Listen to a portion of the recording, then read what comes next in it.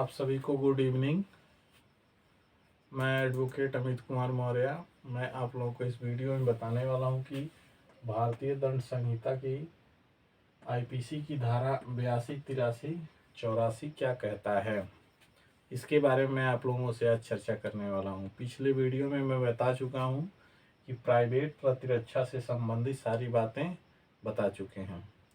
तो इस वीडियो में आप लोग जानेंगे कि कितने वर्ष का, क्या कोई 12 साल का लड़का है या उससे कम वर्ष का कोई लड़का है, या किसी की हत्या कर देता है या किसी ऐसे हथियार से उसे मार देता है जिससे उसकी मृत्यु हो जाती है, या कट पिट जाता है, या गंभीर रूप से उसे चोट लग जाती है, तो क्या उसे सज़ा का प्रावधान है, सज़ा दिया जाएगा कि नहीं दिया जाएगा, ये सारी बातें आप लोग जानेंगे। इससे पहले कि मेरा चैनल है अमित मौर्य एडवोकेट, आप इसको सब्सक्राइब कर लीजिए, लाइक कर दीजिए और शेयर कर लीजिए।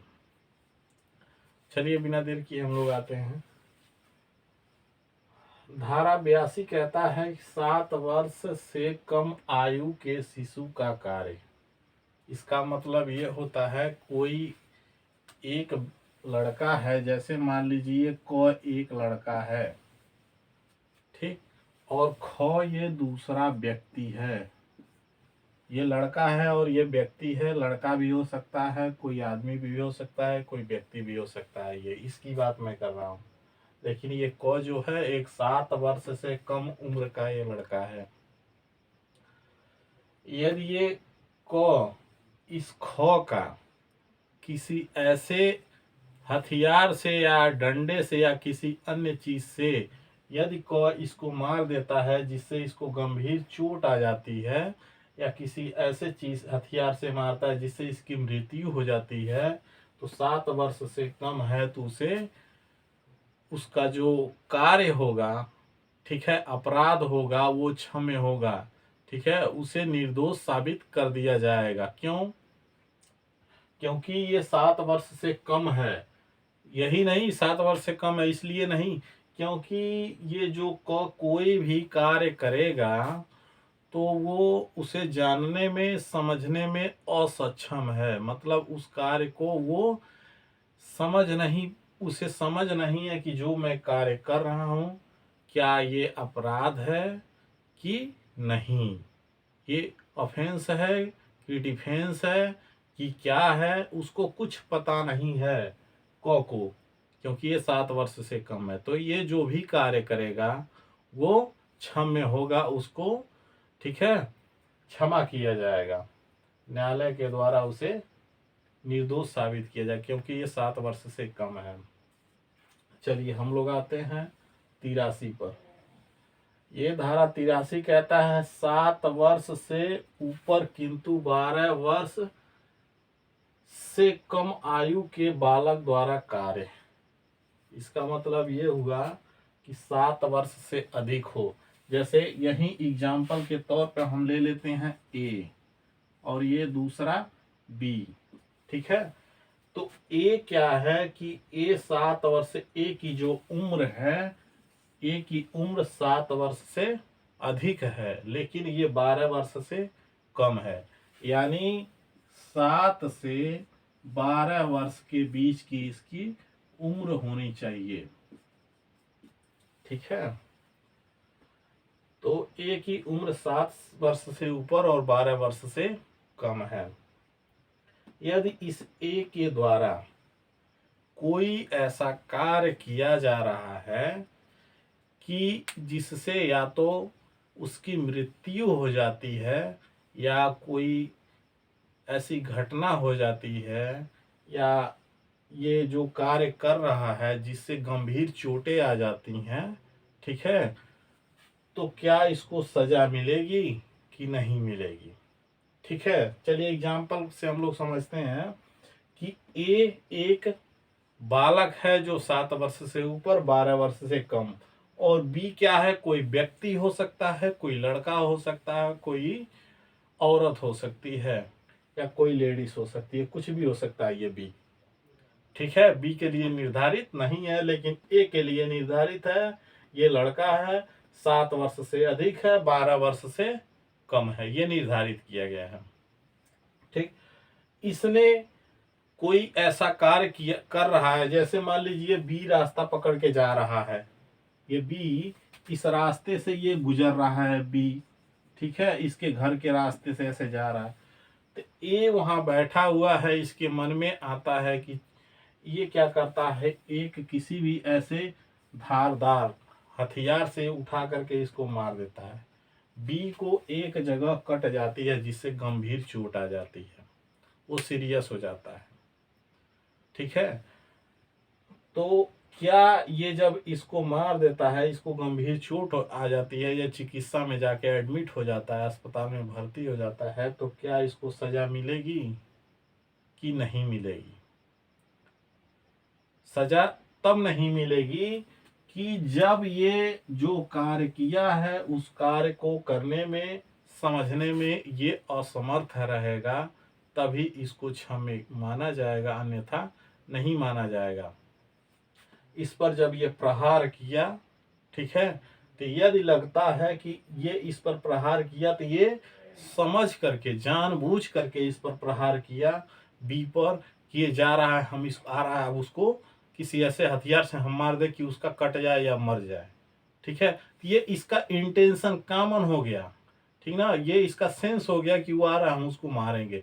यानी अपराध करने की दृष्टि इसके मन में पहले से यदि बनी है, तो इसको क्षमा नहीं किया जाएगा, इसको सजा दिया जाएगा, चाहे 3 साल चाहे 5 साल, जो भी दिया जाए कोर्ट के द्वारा, ट्रायल के दौरान जो भी दिया जाए। ठीक, यदि ए के परिजनों ने, ए के जो परिजन है, परिवार वाले हैं, वो यदि यह साबित कर देते हैं, साक्ष्य कलेक्ट कर लेते हैं, एविडेंस कलेक्ट कर लेते हैं कि ये उस कार्य को समझने में, करने में असमर्थ था। कौन सा कार्य? जो ऐसे हथियार के द्वारा बी पर प्रहार किया था, जिससे बी को ऐसे जगह कट गई जिससे वो गंभीर चोटें आ गई, सीरियस हो गया, अस्पताल में एडमिट हो गया। तो उस कार्य को करने में ये असक्षम है। ठीक है, नहीं समझ पाया कि हम कौन सा कार्य कर रहे हैं, लेकिन वो कर डाला।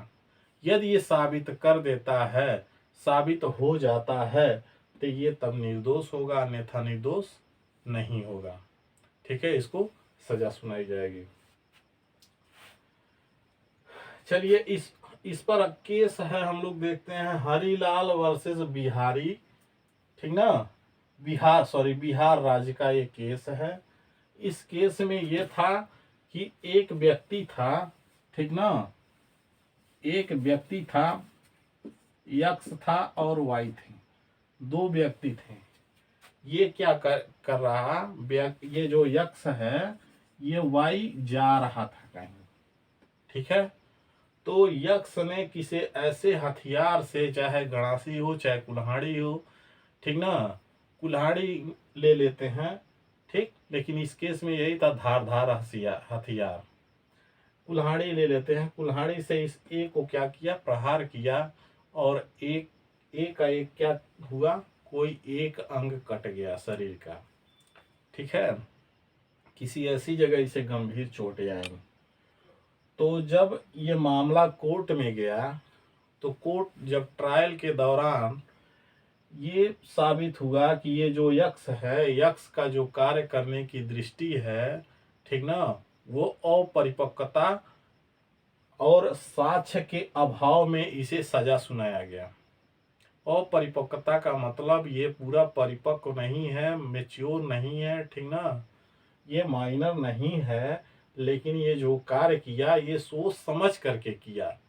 ठीक ना, इसने यह साबित नहीं कर पाया कि हमने जो कार्य किया वो हमें समझ नहीं थी, हम जानबूझ के नहीं किए, चाहे हमें ये कार्य करने के लिए पता, इसका परिणाम पता नहीं था। ठीक है, इसने ये साबित नहीं कर पाया। ठीक, तो साक्ष्य के अभाव में इसको 5 साल तक की सजा सुनाई गई, 3 साल तक की इसको सजा सुनाई गई। किसके तहत? आईपीसी की धारा 326 के तहत, इसके तहत इसको अपराधी घोषित किया गया, अपराधी माना गया, और इसे सजा सुनाई गई, लेकिन सजा सुनाई गई तो इस कहाँ गया, जेल में गया नहीं, जुवेनाइल कोर्ट, ठीक ना। वो क्या करती है, एक ऐसा कारागार होता है जहाँ बच्चों को, केवल बच्चों को ही रखा जाता है, ठीक ना। ये जब सीआरपीसी हम पढ़ाएंगे, सीआरपीसी बताएंगे तो उसमें बताएंगे क्या होता है। तो सुधार गृह में इसको रखा गया। जब बच्चे अपराध करते हैं तो उनको सुधार गृह में रखा जाता है, कुछ सालों तक वो रहते हैं। जब उनके अंदर बदलाव आ जाती है, सुधार आता है, तो उनका जो सजा होता है, पनिशमेंट होता है, वो कम हो जाता है, ठीक है। तो उसके तहत इसको इसको सुधार गृह में भेजा गया। दूसरा है महापात्र वर्सेस सम्राट। इस केस में क्या हुआ था, एक व्यक्ति था, ठीक ना। यही एग्जाम्पल से हम समझ लेते हैं, यक्स और वाई से ही समझ लेते हैं, ठीक। यक्स एक व्यक्ति था जो चाकू लेकर के, ठीक है, चाकू लेकर के इसको धमकी दिया कि तुम आओ, मैं तुमको इस चाकू से मार डालूंगा, छोड़ूंगा नहीं, मार डालूंगा, ठीक ना। ये धमकी दिया कौन, यक्स ने, चाकू से मारने की धमकी दी।